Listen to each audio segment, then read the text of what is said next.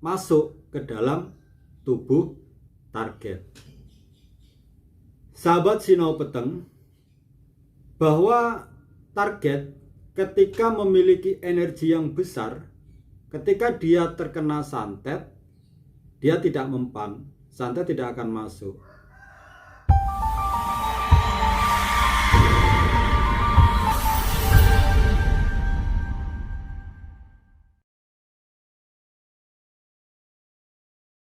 Assalamualaikum warahmatullahi wabarakatuh.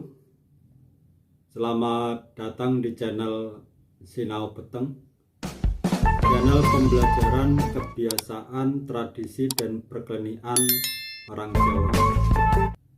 Pada video kali ini yang akan saya bahas tentang bagaimana cara kerja santet.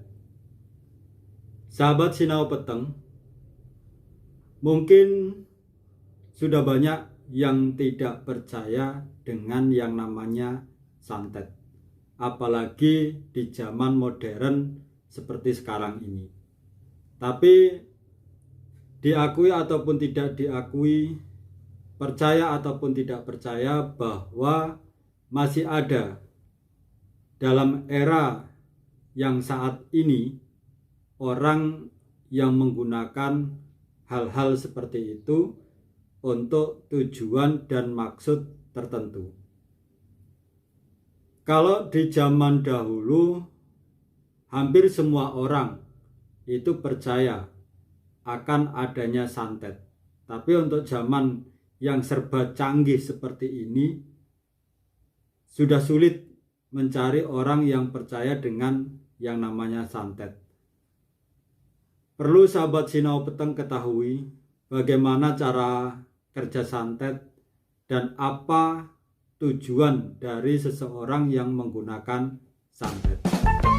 Yang jelas, tujuannya adalah untuk memenuhi kepentingan pribadi, untuk memuaskan nafsu pribadi, untuk menguntungkan diri pribadi.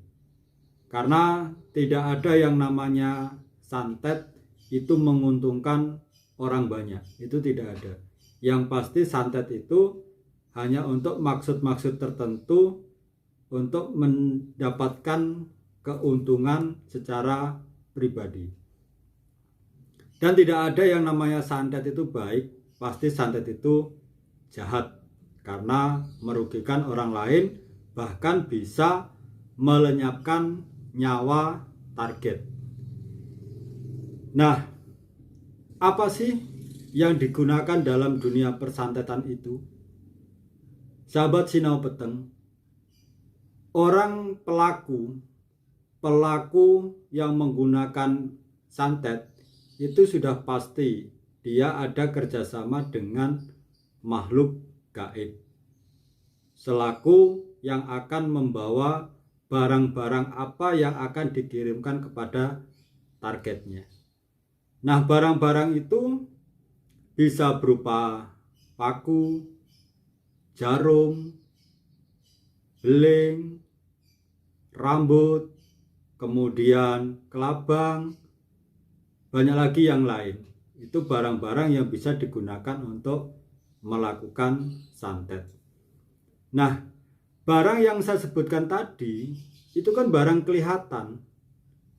Bagaimana mungkin barang yang kelihatan ketika berjalan dari rumah si pengirim menuju ke rumah target itu tidak kelihatan?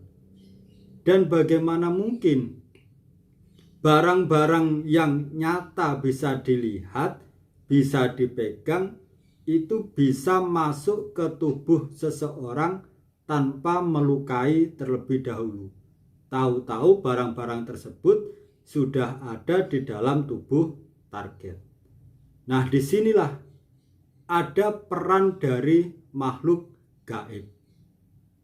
Yang jelas, pihak pengirim itu akan mempelajari target, mengenal energi yang ditargetkan, Kalau energi yang ditargetkan itu sudah dikenal atau targetnya itu sudah diketahui, maka barang-barang yang akan digunakan untuk menyantet itu akan dikirimkan dan ditutupi oleh makhluk gaib.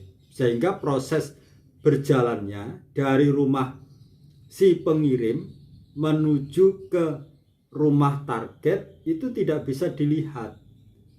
Jadi ditutupi, tidak kelihatan, dan tahu-tahu masuk ke dalam tubuh seseorang.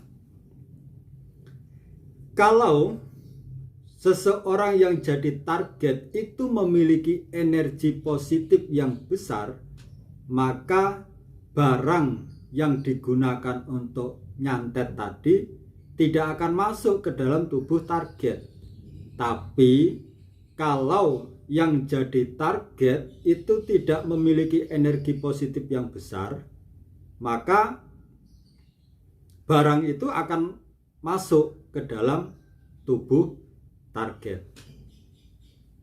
Sahabat Sinau Peteng, bahwa target ketika memiliki energi yang besar, ketika dia terkena santet, dia tidak mempan, santet tidak akan masuk.